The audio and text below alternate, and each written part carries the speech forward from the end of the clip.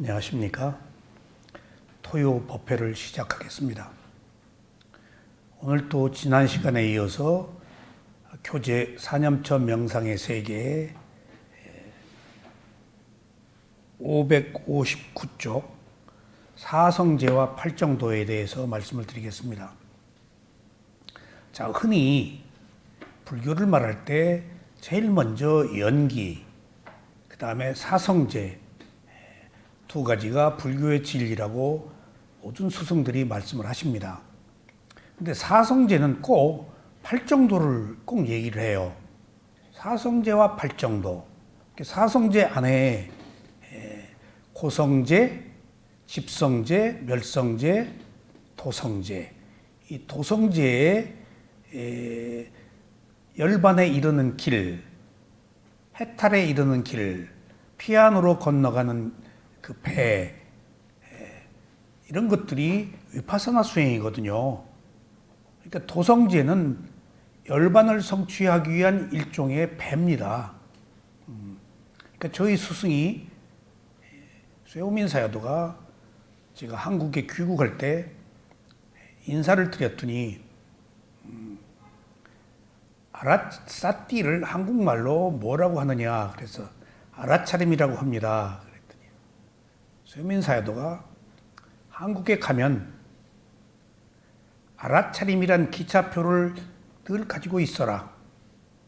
그 기차표를 가지고 기차를 타면은 언젠가 그 끝에 열반에 이를 것이다. 기차표를 놓치지 말아라.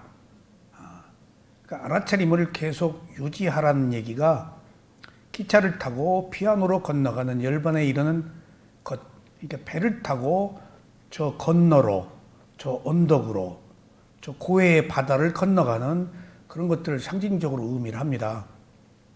그래서 사성제에서 가장 중요한 것이 팔정도입니다. 팔정도가 30실조도품, 부처님이 말씀하신 수행에 대한 다양한 견해들이 모아놓으니까 37가지예요.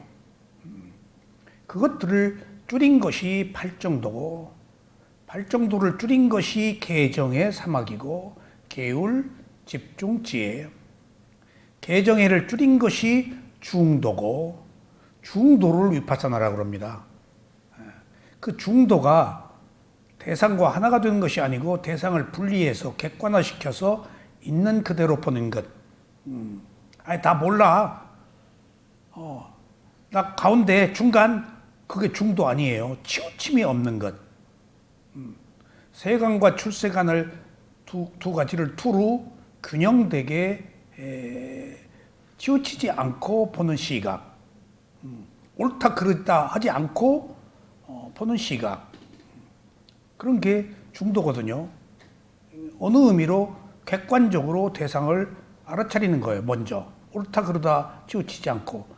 그래서 발견된 것이 무상고무아예요. 그래서 제가 특별하게 사성제 하는데 사성제의 팔정도가 왜 포함되어 있는지 한번 다루고 싶었어요. 오래전에 쓴 책이라서 문득 생각이 나네요. 이 챕터를 제가 왜 만들었는지. 자, 오늘 사성제와 팔정도에 대해서 한번 보시겠습니다. 네 가지 성스러운 진리는 완성된 진리입니다. 완성된 진리라는 것은 뭐지? 부처 출현 이전에는 괴로움이 있다. 괴로움의 원인은 집착이다. 두 가지밖에 없었잖아요. 근데 붓다에 의해서 괴로움의 소멸에 이른 진리, 괴로움이 소멸하는 진리, 괴로움의 소멸에 이르는 진리. 그래서 멸성제와 도성제가 있어서 네 가지 성스러운 진리가 비로소 완성이 되었습니다. 그런 뜻에서 완성된 진리라고 제가 말씀을 드렸습니다. 사성제는 괴로움이 있다는 것과 괴로움의 일어남, 그리고 괴로움의 소멸과 괴로움의 소멸에 이르는 실천적 방법이 제시된 완벽한 진리입니다. 그러니까 괴로움이 있어 라는 것으로서는 완성된 진리가 아니죠. 어떻게 하면 괴로움을 해결할 수가 있는가? 그것이 멸성제와 도성제가 있어서 성스러운 진리가 완성이 된 겁니다. 근데 그건 누구에 의해서 최초로 만들어지는가? 붓다가 출현해서 붓다밖에 그 길을 열지를 못합니다. 바라밀 공덕이 있는 붓다가 위없는 깨달음을 얻어서 찾아낸 길이에요. 자, 우리는 이 세속을 살면서 많은 가르침을 만납니다. 근데 그 가르침이 진실인지 아닌지 우리는 알 수가 없습니다. 아직 그것을 판단하는 지혜가 없기 때문에, 특히 정신세계는 더 알 수가 없습니다. 흙을 백이라고 해도 몰라요. 그래서 역사적으로 사교가 생겨나고 진실이 왜곡되고 또 종교를 빙자해서 전쟁도 일으키고 많은 인류 사상 가장 큰 비극도 일어납니다. 그러니까 인류의 전쟁 범죄자들은 진정한 의미로 종교인들이라는 말도 있어요. 늘 종교가 있는 곳에는 불목이 있고 다툼이 있고 세력 다툼이 있고 배척이 있고. 사실 그러면 뭐예요? 그러면은 모든 사람들의 가르침에 으뜸이 되어야 할 종교가 오히려 불목을 조장하고 다툼 그런 것을 조장한다면 종교적인 사명을 다하는 게 아니지 않습니까? 정말. 그러니까 아무리 좋은 진실이라도 그거에 바르게 구현되고 실천되지 않으면 의미가 없어요. 그러니까 어느 의미에서 실천적 방법, 수행을 통해서 지혜가 나지 않으면 완성되지 않은 거예요. 정말. 그러니까 마지막에 열반에 이르러서 괴로움을 수다원의 도가라도 얻어서 괴로움을 수다원 수준으로 해결하지 않으면은 완성된 게 아니에요. 그러니까 모든 가르침이 마지막 열반 하나로 귀결돼요. 그 열반의 끝이 무상고 무할 알아서 집착을 끝낸 것, 그게 도성지예요. 그런 의미에서 네 가지 성스러운 진리가 완벽한 진리다 라고 우리가 볼 수 있습니다. 여러분들, 제가 문득 이런 생각을 했어요. 제가 특별히 순수한 것을 좋아해서가 아니고 이 세상에서 여러 가지 그 법들, 담마들, 진리들, 종교들, 위대한 스승들의 가르침들 넘칩니다.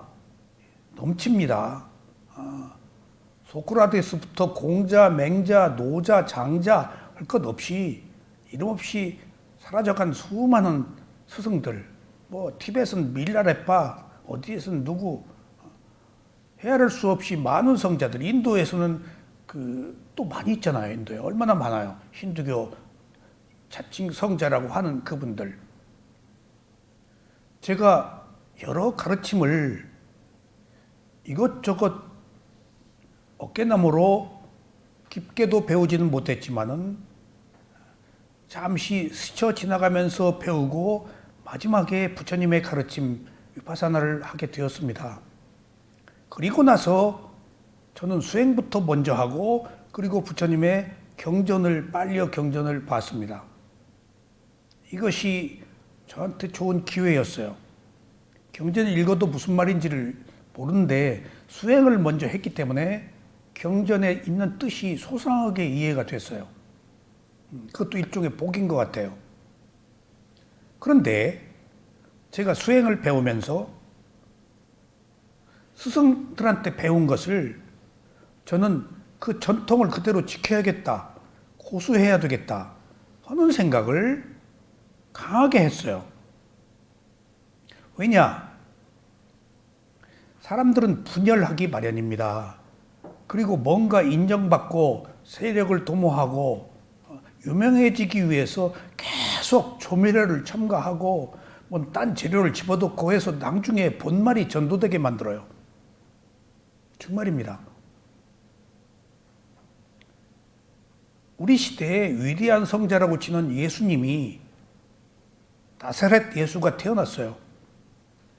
예수님이 2000년 전에 하신 말씀이 지금 그대로 크리스천들에게 그대로 투사되어서 그대로 실천되고 있을까요? 너무나 많은 종교들이 생겼잖아요. 예. 신이 모르는 게 하나 있다라고 그랬어요. 세 가지. 그 중에 자기를 믿는 종파가 몇 개인지를 모른대요. 예. 그게 조크죠. 그렇게 분열돼 있다. 그러니까 늘 인간들은 끊임없이 분열하면서 자기 의견을 집어넣어서 다르게 만들어요. 그래서 엉뚱하게 만든다고요. 그게 인간의 특성이에요. 거기서 발전도 있고 퇴보도 있어요. 하지만은 정신세계의 가르침은 그 수준에 이르지 못한 사람들은 그 뜻을 헤아리지 못하기 때문에 자기식으로 계속 해서 또 만들고 또 만들고 한단 말이에요. 부처님도 18부파불교가 생기고 지금은 또 여러 가지 형태의 불교들이 또 생겼잖아요. 그러면은 과연 그게 부처님의 가르침과 상통하는가, 부처님의 뜻인가 하는 문제에 있어서는 또 다르다고요. 제가 모두의 여러 가지 수행을 가볍게 터치를 하고 나서 위파사나 수행을 배웠기 때문에 이 가르침의 존귀함, 진실을 알았기 때문에 이것을 그대로 사수하자 하는 마음이 내심 있었어요. 그래서 제가 여기서 위파사나 수행 지도하는데 저는 스승한테 배운 거 외에 안 섞습니다. 나 혼자만이라도 부처님의 가르침 그리고 스승들에 의해서 계승된 이 메소드, 이 방법을 하나 유지하자. 근데 저와 같이 수행한 분들이 수행을 지도하면서 막 섞더라고요. 이것저것 막 섞어요.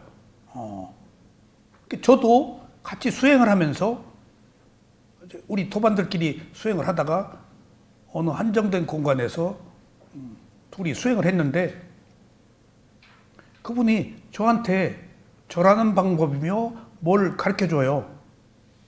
딱 보니까 힌두교 쿤탈리니 기 돌리는 거예요. 수행도 마찬가지고 호흡을 여기서부터 쭉 여기까지 내리고 한 군데서 보지 않고 그게 설일체유부 수행이거든요. 이미 설일체유부가 힌두교화돼 있었어요. 거기서 마하야나 대성이 나왔어요. 그러니까 나는 전통적인 수행을 가르쳐서 하고 있는데 벌써 나보다 먼저 수행을 해서 함께 살고 있는 공간에서 나를 지도한다고 자꾸 삿된 거, 왜곡된 거를 끄집어 넣어서 나를 지도하더라고요. 나도 하루 이틀 해봤지. 근데 이게 아니야. 바로 느끼겠어. 이거 아니다. 그러니까 수행을 바르게 하는 사람조차도 그렇게 왜곡시켜요. 정말입니다. 부처님이 18부파불교 분열 일어나라고 했겠어요? 다 나름대로 자기들이 만들어서 교학자들이 만들어서 왜곡해서 팔을 하나 만들고 세력을 만들고 하잖아요. 그럼 본질이 변한다고요. 그런 의미에서 제가 느낀 것은 제 개인적인 소회입니다마는 아하,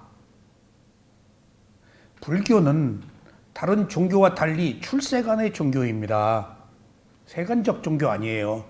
세간에서 일어나고 있는 일상사와 다른 차원이에요.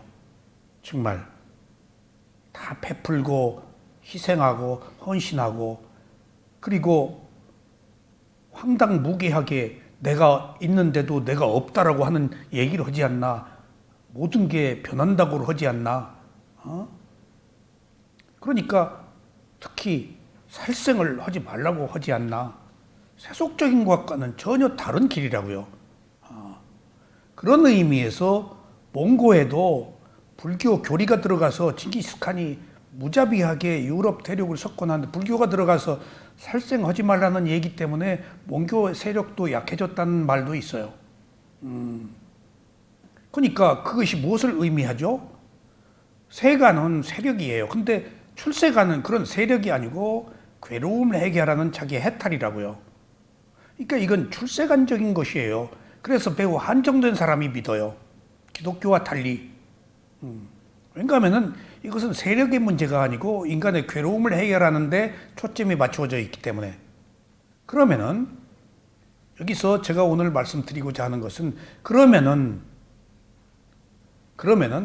세력으로 놓고 볼 때 불교가 살아남는 방법은 무엇까? 불교다워야 한다라는 것이 제 신념이었어요.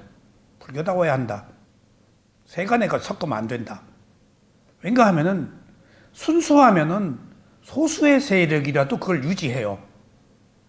근데 믹스돼 버리면 해체돼 버려요. 뜻이 왜곡돼 버리니까 존재의 이유가 없어져 버려요. 그 얘기가 바로 무엇이냐면 인도에서 불교가 사라진 이유예요. 인도가 힌두이스만 됐잖아요, 불교가. 브라우마, 비시니, 시바가 법신, 보신, 화신으로 그래서 힌두교 들어와서 재생이 환생이 되고 무상이 항상이 되고 그렇게 해서 힌두이스화된 불교가 세력을 확장했죠. 하지만 흔적도 없이 사라졌잖아요. 고유한 특성, 그것이 가지고 있는 가치가 훼손됐으니까. 인도가 흔적도 없이 사라진 이유가 불교가 본말이 전도됐기 때문에요. 다행히 아쇼카 대왕이 아들, 딸을 비구니 만들어서 스리랑카에 보냈는데 스리랑카에서는 힌두이즘하고 희석되지 않았어요. 그래서 유지되고 있는 거예요, 현재 불교가. 그런 의미에서 제가 막연하게나마 부처님의 가르침을 그대로 계승해야 되겠다. 스승이 가르친 대로 딴 거 섞지 않고 해야 되겠다는 생각이 막연하게 들었었는데 지금 돌이켜보면은 그게 바른 생각이었지 않나. 뭔가 고유한 특성, 순수성을 유지할수록 세력의 문제를 떠나서 오히려 그것이 살아남는 방법이 아닌가. 진실을 유지할 수 있는 방법이 아닌가. 진실을 찾을 수 있는 방법이 아닌가 하는 생각을 했습니다.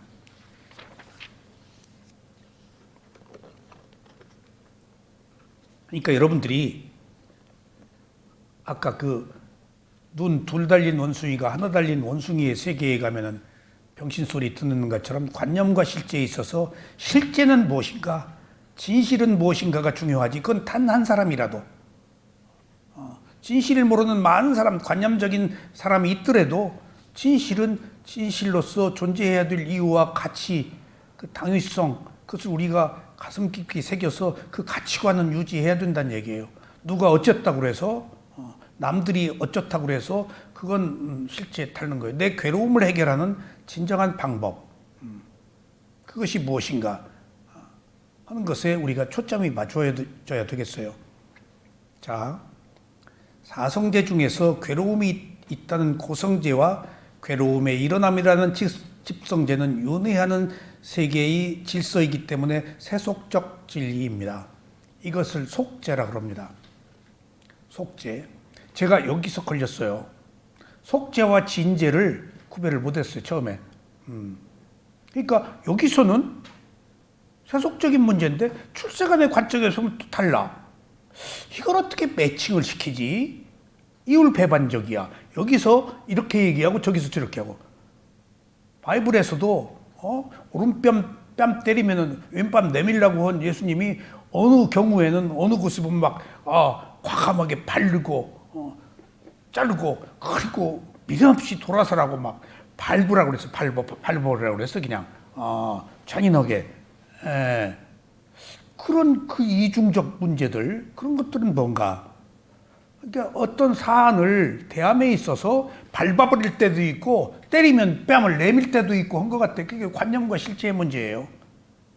부처님의 가르침도 제가 이율배반을 느꼈던 것이 부처님의 수준이 아니기 때문에, 그리고 그 상황을 이해할 수 없었기 때문에 그때 그 사람을 이해시키기 위해서 한 말을 다른 차원, 다른 상황으로 이해하고 보면은 그 말 뜻을 모른다고요. 왜 그렇게 말했는가, 그 진의를.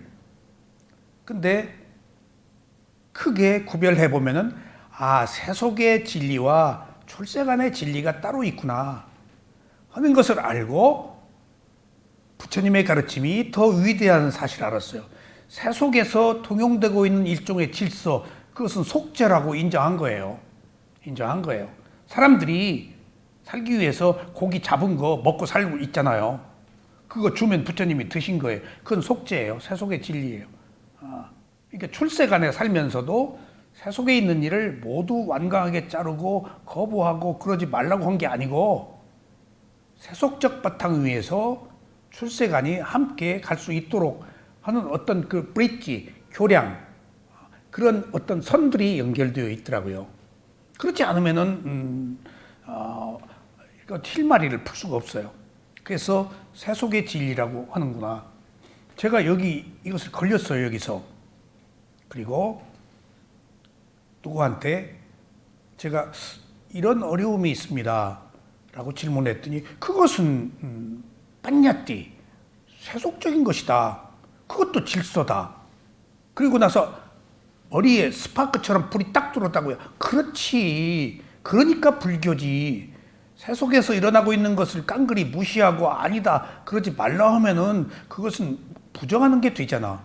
불가피하게 존중할 수밖에 그럴 수밖에 없었던 사실을 존중하고 그대로 수용하고 보다 더 나은 방법, 개선하는 방법, 그래서 향상된 방법을 찾는 것이 출세간이구나 해서 세간과 출세간의 브릿지를 제가 찾았어요. 그리고 나서 매듭이 좀 풀렸습니다. 그러니까 여기와 여기가 다른 경우 말이 다를 수밖에 없었던 어떤 한계 상황들, 그것들을 이해하게 됐습니다. 괴로움이 소멸되는 멸성제와 괴로움의 소멸에 이르는 길인 토성제는 연애가 끊어지는 세계의 질서이기 때문에 출세간의 진리입니다. 사성제는 세간의 진리와 출세간의 진리를 모두 포함한 진리라서 완전합니다. 그러므로 사성제는 큰 뜻으로 본 가르침입니다. 하지만 이러한 사성제를 완성하기 위해서 괴로움의 소멸에 이르게 하는 길인 토성제의 팔정도가 가장 중요한 역할을 합니다.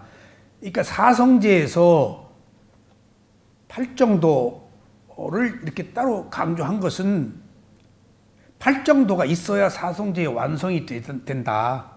반쪽짜리 괴로움이 있다. 괴로움의 원인은 집착이다라서는 완성된 진리가 아니다.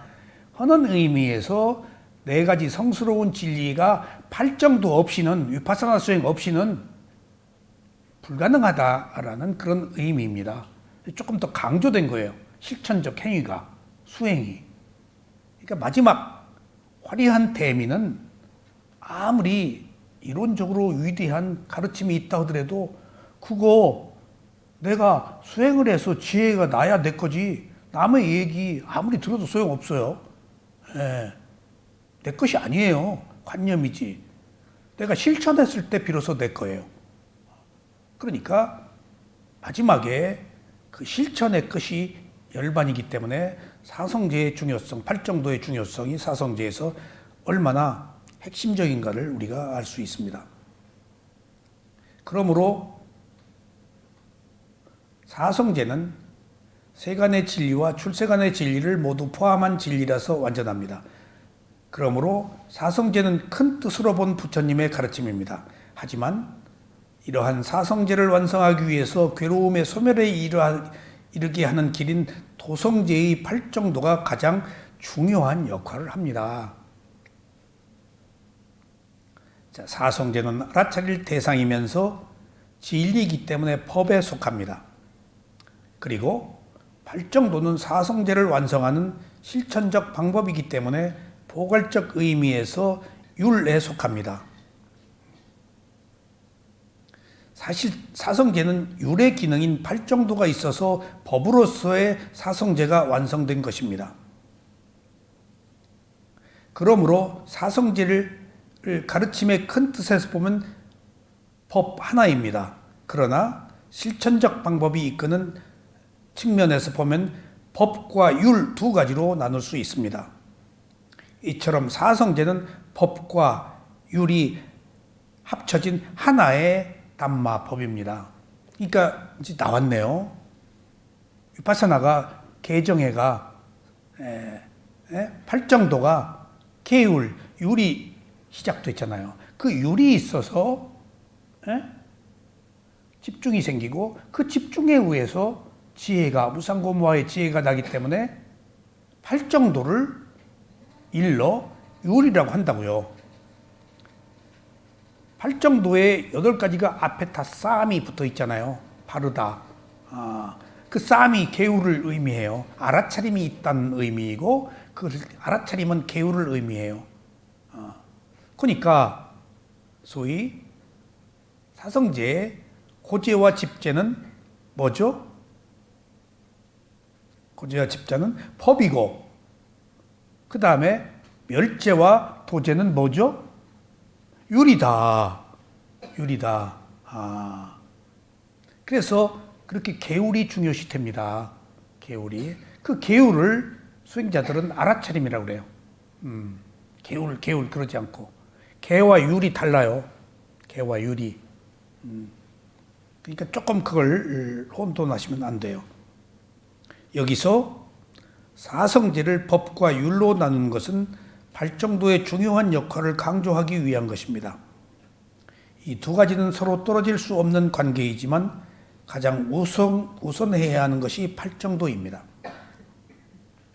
팔정도가 없으면 괴로움이 있다는 진리와 괴로움의 일어남이라는 진리를 알 수가 없기 때문에 괴로움의 소멸이 어렵습니다. 그러니까 또 보세요. 법이 괴로움이 있다. 괴로움의 원인은 뭐다? 집착이다. 이게 법이잖아요.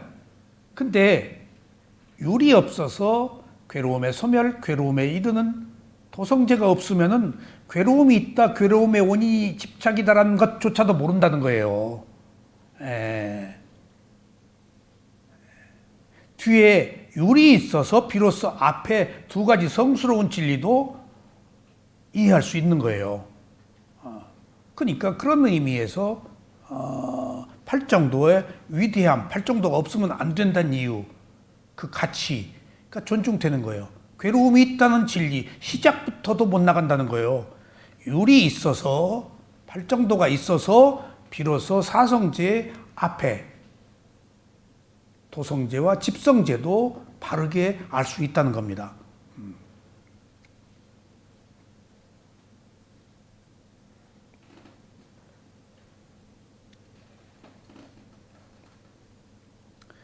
발정도가 없으면 괴로움이 있다는 진리와 괴로움의 일어남이라는 진리를 알 수 없기 때문에 괴로움의 소멸이 어렵습니다. 특히 발정도의 지혜에 속하는 정견은 고진멸도 사성제는 명확히 아는 것입니다. 그래서 발정도의 사성제 안에 있으면서 발정도는 사성제 안에 있으면서 사성제를 앞에서 이끄는 중요한 역할을 합니다. 그러니까 뒤에 네 가지 성스러운 뒤에 꼬투머리 있지만은 이 꼬투머리가 앞에 있는 것, 시작을 하면 앞에 있는 것을 기본적으로 단계적으로 다 이해를 시키고 넘어간다. 끝이 완성이지만은 그걸 시작함으로써 괴로움이 있다라는 진리부터 순서대로 터득을 한다. 발정도는 인간이 어떻게 살아가야 하는 것인가를 밝히는 개정회로 구성된 바른 길입니다. 이 길은 감각적 욕망과 극단적 고행이 아닌 중도의 길입니다. 이러한 중도를 실천하는 방법이 바로 위파사나 수행입니다. 그러니까 위파사나가 중도예요. 그냥 옳다 그러다 하지 않고 놓고 보는 것, 개입하지 않는 것.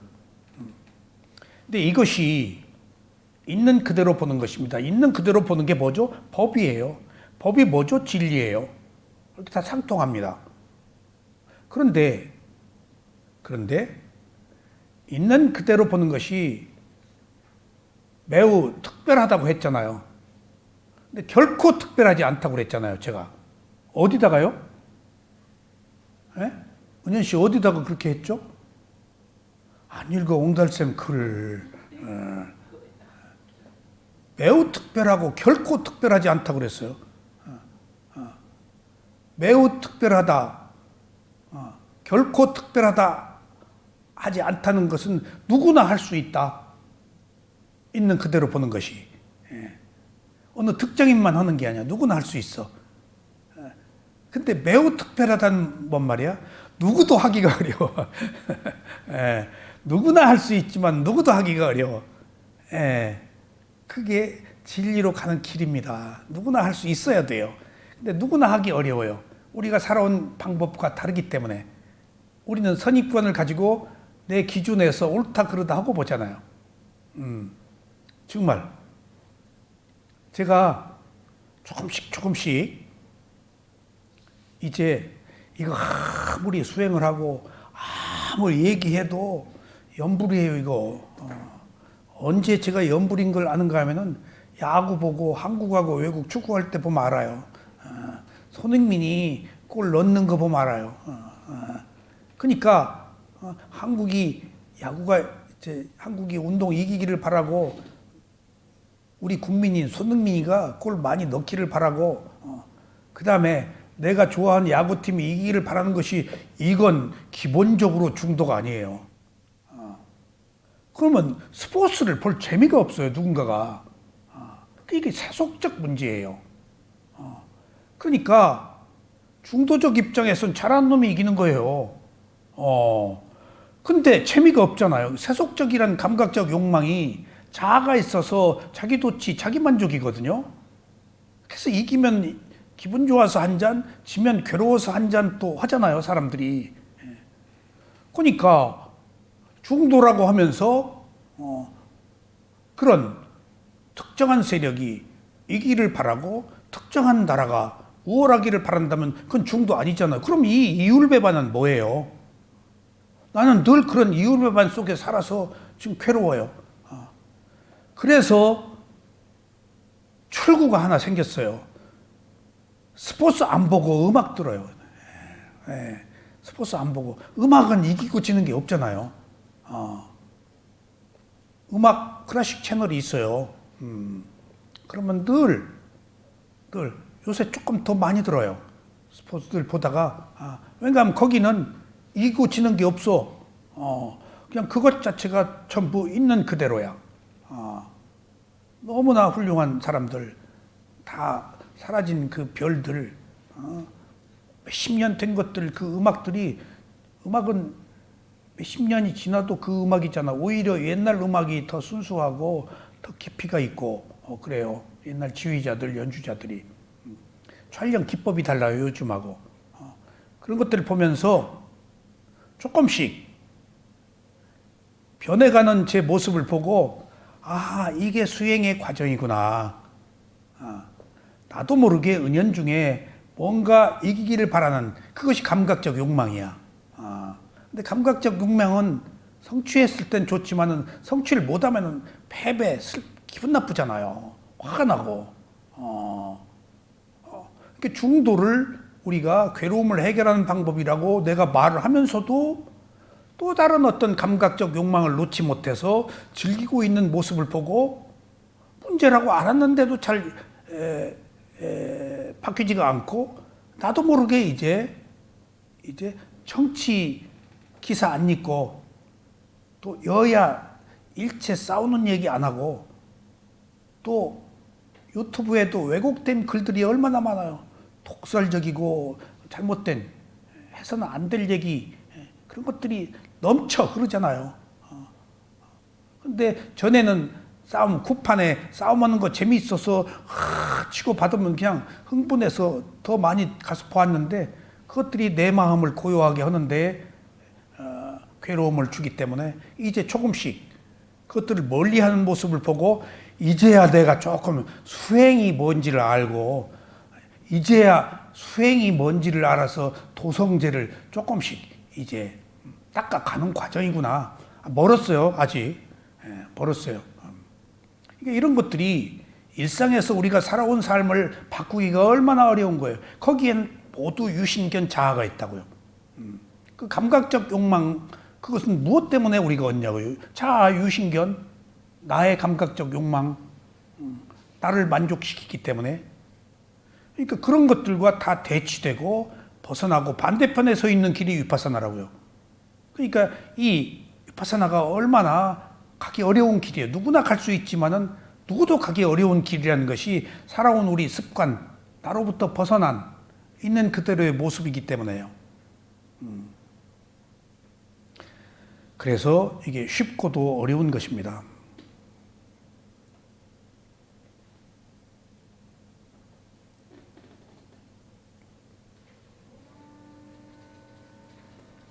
그래서 도성제, 팔정도, 개정회, 중도, 위파사나 수행은 모두 같은 뜻을 가지고 있습니다. 위파사나 수행은 있는 그대로 보는 알아차림으로 완성됩니다. 그래서 위파사나 수행을 상징적으로 말해 알아차리는 수행이라고 말합니다. 도성제가 사성제를 이끄는 것이라면 도성제인 위파사나 수행의 알아차림이 모든 것을 이끄는 것이 됩니다. 그래서 발만사점 법문을 하나로 줄이면 알아차림이라고도 합니다. 팔정도는 8가지의 바른 길입니다. 이때 바른이라고 사용하는 8가지의 정을 빨리어로 쌈마라고 합니다. 여기 나오네요. 쌈마는 적절하게, 정확하게, 철저하게 라는 뜻이 있습니다. 3가지예요. 적절하게, 정확하게, 철저하게. 이것이 중도의 관점에서 보는 것이며 위파사나 수행의 알아차림입니다. 그러므로 팔정도는 위파사나 수행의 알아차림이 있는 8가지 항목이라는 뜻입니다. 자, 쌈은 팔정도의 앞에 다 붙어요.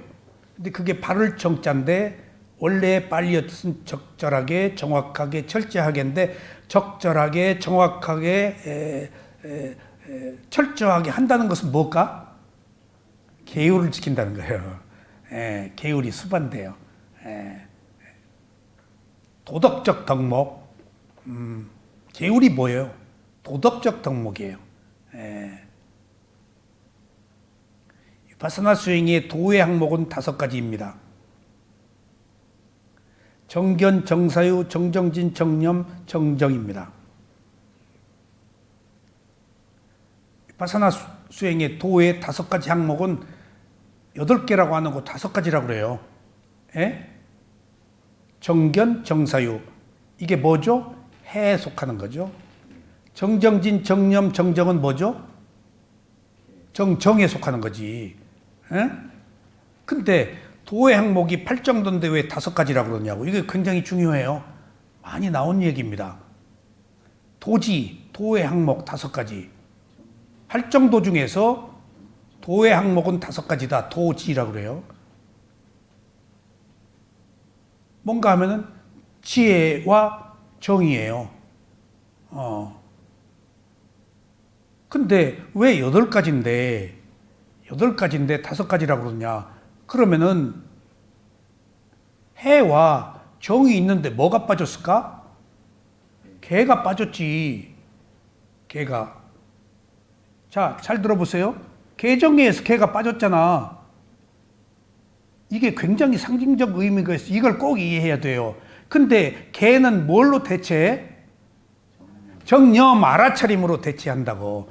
정념, 알아차림이 이미 계율을 포함하고 있다니까. 그래서 수행에서는 계율을 알아차림이라고 그래요. 이거 어마어마한 거예요. 제가 미얀마 스승한테 들었어요, 이 얘기를. 이게 처음에 해석이 잘 안 되더라고. 6가지 도의 항목이. 근데 왜 8정도인데 5가지냐? 근데 그 개가 안 들어가 있다. 왜 개가 중요한데 안 들어갔냐 그랬더니 알아차림 자체가 계율이다. 그래서 알아차림이 계율이란 말이에요. 쌈이란 말이 알아차림이라는 뜻이고, 쌈이 아셨죠? 쌈이 정확하다, 철저하다, 적절하다라는 말인데 이게 알아차림이라는 뜻이고, 알아차림 자체는 계율이라는 뜻을 포함하고 있다 라는 것이 팔정도의 깊은 뜻입니다. 이것이 중도의 관점에서 보는 것이며 위파사나 수행의 알아차림입니다. 그러므로 팔정도는 위파사나 수행의 알아차림이 있는 8가지 항목입니다. 정념이 있어서. 근데 한문으로 정념은 빨리어로 염이지만은 빨리어 염이 우리들로 해석될 때는 뭐라고요? 기억이란 말로 해석돼요. 근데 정확한 표현은 기억이란 말이 맞아요. 1기억 2 알아차림이에요. 근데 기억이라고 그러면 과거를 기억하는 것이 돼버려요. 더 깊은 뜻은 알아차림이에요. 그러니까 알아차리는 것을 기억하라고 그래가지고 일기억을 넣었어요. 너무 알아차리기가 힘드니까. 아무리 많아도 부족한 게 알아차림이니까. 그래서 2번에다가 안 넣고 1번에다 넣은 것도 참 재밌어요. 싸띠 뜻을. 너무나 알아차리기가 힘들고 많을수록 좋은 것이기 때문에 현존하는 기억, 과거를 기억하는 것이 아니고 알아차리는 것을 기억하라는 의미에서 싸띠의 뜻이 1기억 2 알아차림이에요.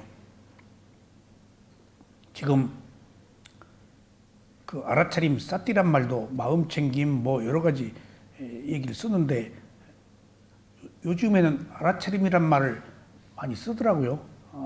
그리고 빨리어로 정년이 싸띠예요? 예. 그런데 그 논쟁이 벌어졌어요. 마음챙김이 옳다, 알아차림이 옳다. 저 스님하고. 그러니까 서로 옳다고 그러는데 그 뭐 옳은 게 어디서 자기가 주장하면 그게 옳은 것이지. 누가 많이 쓰느냐예요. 근데 제가 가끔 TV를 보면서 자막에 외국 영화다 자막에 알아챔이라고 나오더만. 알아챔. 꼭 번역할 때 알아챔이라고 나와. 알아차린다, 알아챔이라고 꼭 그 번역사들은 그 용어 집어넣으면 딱 알아챔이라고 나오는가 봐. 공통적으로 그 말을 쓰더라고. 알아챔이라고. 외국어 그 번역이. 그러니까 다 관찰, 주시, 루크, 보다, 알아차리다 하는 것들이 다 동의어라고 이해하시고 그것이 다 계율을 지키는 중도의 행위다. 그렇게 이해하시면 되겠어요.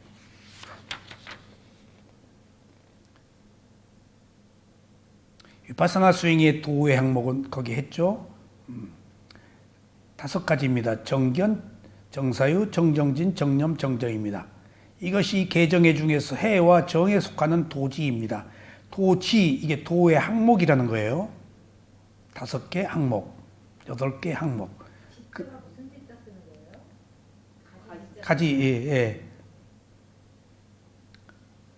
위파사나의 도지 중에서 정념이라는 알아차림이 포함되어 있기 때문에 계율에 속하는 정어, 정업, 정명이 자연스럽게 8정도 안에 포함됩니다. 그래서 정념으로 인해 계가 포함되어서 위파사나 수행을 8정도라고 합니다. 그러니까 5개나 8정도나 같다는 얘기입니다. 거기 정념이 있기 때문에 저기 디가디카에 읽었더니 천상의 천인들이 뭐를 먹고 사느냐. 근데 어떻게 뭐를 먹고 사느냐 기록이 있어요. 디가니까야. 아함부를 제가 봤더니 거기 묘양산 번역본을 봤거든요. 북한 내에서 번역한 거야. 북한 사람들이 번역했기 때문에 쉽게 했어. 북한 사람들이 한문 잘 안 쓰잖아. 우리말로 고쳐서. 그게 조금 쉬워.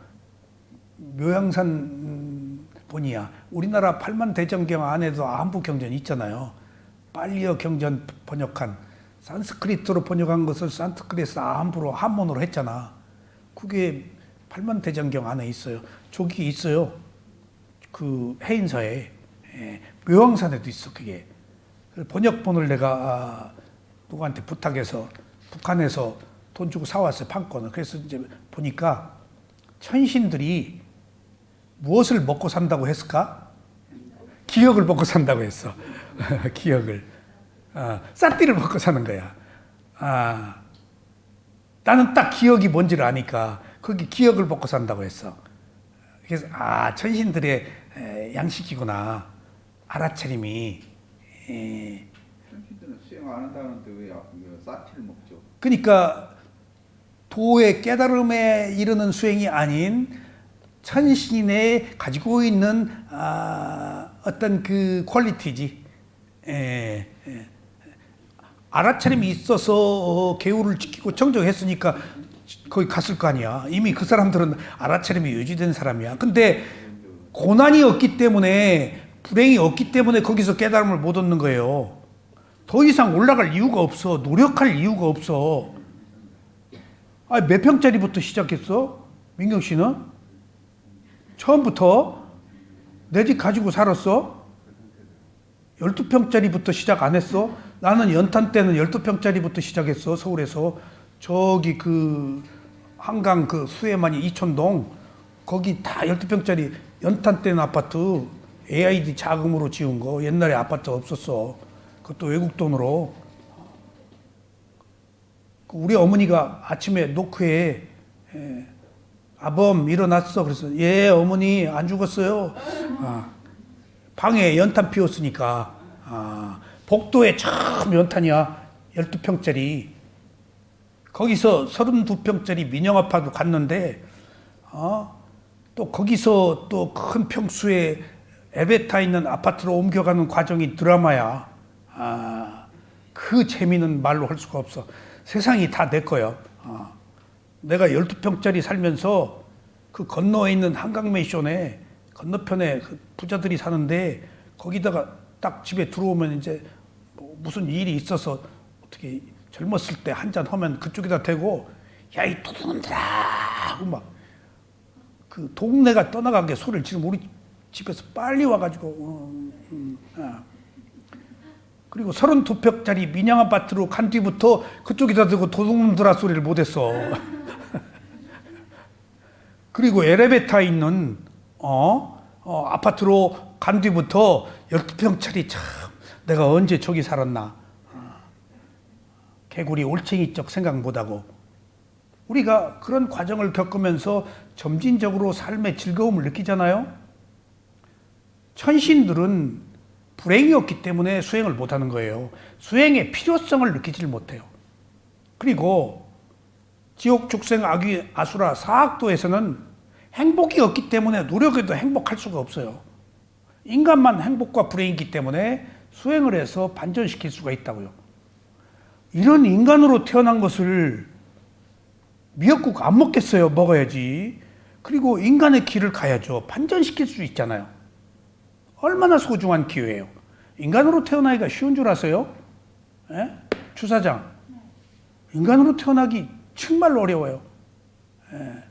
남산에서 돌멩이 던지면은 맞는 사람이 김씨, 이씨라고 하는데 정말 태어나기 어려워요. 인간으로 태어나기. 이 기회를 놓치면 안 돼요. 정말입니다. 근데 제가 어리석은 질문을 했어요. 우리 스승한테. 딱 질문하고 아이고 실수했다 느꼈어요. 스승한테 미얀마에서 인간이 인간으로 태어날 확률이 몇 프로요? 질문을 딱 하고 아차 실수했다. 이런 우문이 어딨나? 스승이 딱 걸려들었어. 태어날 확률이 50%다 하고 아유 내가 참혹해서 스승도 잘못 오시네. 50%라는 것이 어떻게 보장돼? 확률은 없어요. 이 세계에. 단 1%가 100%가 될 수도 있는 거예요. 99%가 1%가 될 수도 있고 어떻게 확률로? 왠가 하면 왜 그렇게 얘기해야지? 확률의 문제가 아니고 업의 문제잖아요. 업의 문제다고요, 이건. 그런 가능성, 여지는 있지만은 그렇게 되는 것은 무엇가 작용해? 뺑뺑이 돌려서 어떻게 하다가 확률로 몇 대 몇으로 지금 들어간 거예요? 아니에요. 그 수많은 업 중에 어떤 업이 더 많은 업이 오겠죠. 업의 과보로 인해서 결정된 것이지 어떻게 뺑뺑이 돌려서 그 중에 확률로 따질 수 있냐고요. 인간의 문제를. 확률의 문제 아닙니다. 그건 세속적 관점이지. 확률의 문제 아니에요. 그리고 나서 제가 그 스승한테 질문을 한 것도 잘못이었고 그 답변을 듣고도 스승이 나한테 걸려들었구나. 그것도 말하면 안 되는 거야. 그건 알 수가 없다. 업대로 간다. 라고 했는데 내가 지금 내린 결론은 달라요. 인간이 인간으로 태어날 확률은 있어요, 있기는. 어디서 그것을 알았는가? 경전에 보면요. 왕비가 세생이 왕비고 뭐가 몇생, 보통 세생 몇생은 한번 선업을 공덕하면 공덕발을 받더라고. 그러니까 한번 인간으로 태어났으면 경전의 내용에 비추어서 한 3번 정도는, 그러니까 앞으로 처음으로 인간으로 태어났다면 2번 정도는, 이번이 3번째였으면 또 몰라. 근데 첫 번째라고 하자고, 우리가. 그러니까 내가 경전 읽으면서 그 비하인드 스토리, 부처님이 하신 얘기, 몇 생이었다. 그러니까 더 확대 해석하면 500생 원숭이였다, 500생 메뚜기였다, 500생 뭐였다라는 얘기가 많이 나와요. 그러니까 그것이 벗어나기가 어려운가 봐요. 그 에너지가. 그러니까 여자로 태어나서 남자로 태어날 가능성보다 여자로 태어날 가능성으로 따지자면은 왜 여자로 태어나느냐고요. 여자로 태어나는 파장, 여자로 태어나는 것이 자기가 좋아서 선택한 것이라는 거예요. 그 어떤 그 소위 자기 기호, 누가 결정해? 다 자기가 결정하는 거 아니에요. 에? 그렇다고 본다면은 나의 선택은 나에 의해서 결정된다고 보면 나의 취향, 나의 가치관, 나의 정서, 나의 조건들, 나의 업의 과복, 그런 것들은 이런 잠재의식 속에 있는 어떤 성향들이 주도해서 그렇게 가도록 흐름을 만드는 거예요, 지금. 수행은 과감히 그런 흐름을 끊고 새로운 흐름을 만드는 것이 수행이고, 그러니까 힘들지, 수행이. 새로운 흐름을 만드는 거니까. 연기의 회전이 습관적으로 업의 과보로 도는 게 아니고 새로운 연기, 새로운 습관을 만드는 것이니까. 그래서 수행이 어려운 겁니다. 자, 모든 괴로움에서 벗어나려면 반드시 자신을 섬으로 하고 자신을 귀처로 하고 남을 귀처로 삼지 말아야 합니다. 바로 이게 누가 결정하냐고요. 정말 누구 원망할 거 없어요. 그리고 법을 섬으로 하고 법을 귀처로 하며 다른 것을 귀처로 삼지 말아야 합니다. 이게 누구 얘기죠? 부처님 말씀이에요. 이 가르침을 귀처로 삼으란 얘기, 가르침이 뭐죠? 사념초예요. 고짐, 아니, 신수신법. 부처님의 가르침이 뭐죠? 은현 씨? 사념초예요. 사념초가 뭐죠? 알아차리는 수행이에요. 무슨 수행? 사마타를 포함하자고. 사마타 우습게 얘기지 말고. 사마타 앤 위파사나. 사마타는 다소는 세속적 관점입니다. 속죄예요. 세속의 질서. 그게 빠ඤ්ඤ띠예요. 관념적인 거. 그것도 파라마타 실제를 위해서는 그 관념도 존중해야 된다는 거예요. 그렇게 발정도 부처님의 가르침이 고답적이에요. 아셨어요? 특히 그 우리가 말하는 알아차림이라는 것, 계율을 지킨다는 것도 그 계율이 모든 것이 계율, 알아차림인데 그 계율이라는 것, 그 알아차림이라는 것이 지금 수단이냐고요? 목표냐고요? 예? 수단이라고 그랬잖아요. 그 최고로 꼽는 알아차림, 도덕적 덕목, 계율도 부처님께서는 수단이다. 그걸 목표로 삼지 말아라. 목표로 삼으면 또 함정에 빠지고 계율을 지키지 않는 사람들을 배척하고 멸시하니까.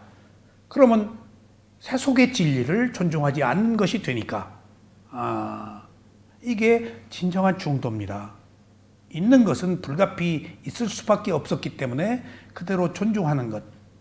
그래서 역사적 전통, 그런 의미에서 우리가 불가피 제사를 지내면 안 된다, 뭘 어째서 안 된다, 뭐 어째서 안 된다, 교리적으로 보면은 해서는 안 되는 것들도 그것이 하나의 문화로 자리 잡고 있었다면은, 어떤 사회를 구성하는 어떤 전통적 가치관이었다면은 나름대로 그것을 굳이 애써 배척할 필요는 없지 않겠는가.